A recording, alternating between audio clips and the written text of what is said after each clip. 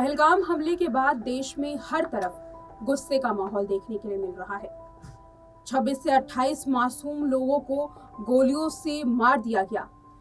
अब आतंकवादियों के खिलाफ लोगों का गुस्सा देखने के लिए मिल रहा है, मगर इस गुस्से और नाराजगी की कीमत ऐसे लोगों को चुकानी पड़ रही है जिनका इससे दूर दूर तक कोई नाता नहीं था।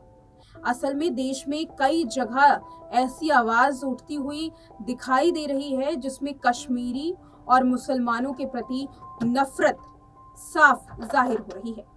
सोशल मीडिया पर कई सारे ऐसे वीडियोस देखने के लिए मिले जिसमें कोई मुसलमानों से किसी भी काम को नहीं कराना चाहता, तो कई जगहों पर दुकानों पर नाम देख करके तोड़फोड़ कर दी जा रही है।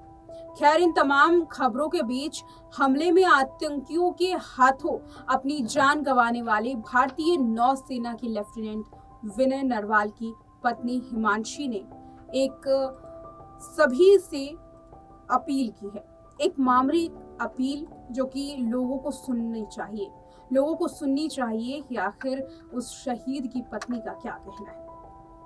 आपको बताते चले कि जम्मू कश्मीर के पहलगाम में हुए आतंकियों ने खौफनाक हमला किया और भारतीय नौसेना के लेफ्टिनेंट विनय नरवाल समेत 26 से 27 पर्यटकों की बर्बरता से जान ले ली। वैसे इस आतंकी हमले में मारे गए कई लोगों के परिजनों ने मृतकों को शहीदी का दर्जा दिलाने की मांग की है। इस बीच हरियाणा के करनाल में मीडिया से बातचीत करते हुए लेफ्टिनेंट विनय नरवाल की पत्नी हिमांशी ने शांति और सौहार्द बनाने की अपील की। आज 1 मई और आज के दिन विनय नरवाल का 27वां जन्मदिन था।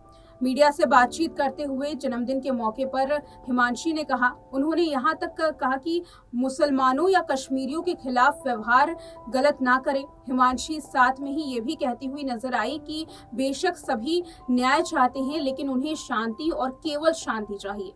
हिमांशी से जब पूछा गया कि विनय नरवाल की तरफ से क्या वो भी देश की सेवा के रास्ते पर चलेंगी, इसके जवाब में हिमांशी अपने तमाम दर्द को समेटते हुए बड़े ही साहस के साथ कहती हैं कि उनके पति ने जिस तरह से देश की सेवा का रास्ता चुना था वो भी उसी रास्ते पर चलेंगी। फिलहाल हिमांशी ने जिस तरह विनय नरवाल के जन्मदिन के मौके पर ये सबके सामने अपनी बात रखी, ये देशवासियों को सुननी चाहिए। देश में इस पूरे मामले को लेकर के किसी एक समुदाय से नफरत नहीं होनी चाहिए, ये हिमांशी नरवाल ने कहा। हिमांशी ने यह भी कहा कि साथ ही उन्होंने कश्मीरियों के प्रति अपनी जो नफरत है उसको लेकर के बात की कि कश्मीरियों के प्रति किसी को भी नफरत दिखानी नहीं चाहिए। ऐसे वक्त में हिमांशी ने जिस तरह की बात को साझा किया है, ये बताता है कि तड़प के साथ उन्होंने अपने पति को खोया ही नहीं, बल्कि वो चाहती हैं कि इस घटना के नाम पर कोई भी और घर ना उजड़े, किसी अपने की मौत ना हो और वो मौत कोई आंखों के सामने ना देखे, जैसे हिमांशी ने उस हमले के दौरान देखी जब पीछे से गोली मार दी जाती है विनय नरवाल को। हिमांशी नरवाल उनके जन्मदिन के मौके पर ये कहती हुई नजर आई कि देश में सौहार्द की जरूरत है, शांति की जरूरत है। हालांकि सभी को बदला चाहिए, लेकिन देशवासियों से नहीं बल्कि आतंकियों से। देश के अंदर जो लोग हैं, जो मुसलमान हैं, जो कश्मीरी हैं, उनका कोई कुछ भी ना बिगाड़े, उनका अपमान ना किया जाए।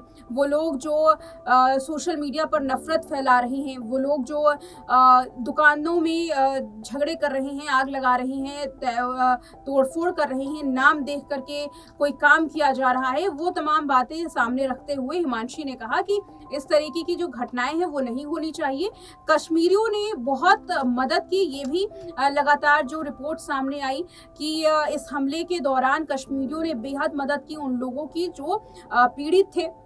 बताते चले कि जिस घाटी के ऊपर ये हमला हुआ, उसके बाद जब लोग नीचे आए, जब लोगों को क्लब में पहुंचाया गया, सुरक्षित स्थानों पर पहुंचाया गया, तब कई सारे लोगों का ये बयान है कि उस वक्त जो स्थानीय लोग थे, जो स्थानीय नागरिक थे, उन्होंने खाना पीना पानी सब कुछ इंतजाम किया कि लोगों को, बच्चों को, महिलाओं को किसी भी तरीके की जो तकलीफ है, जो दिक्कत है, उसका सामना ना करना पड़े। वही बात हिमांशी ने कही।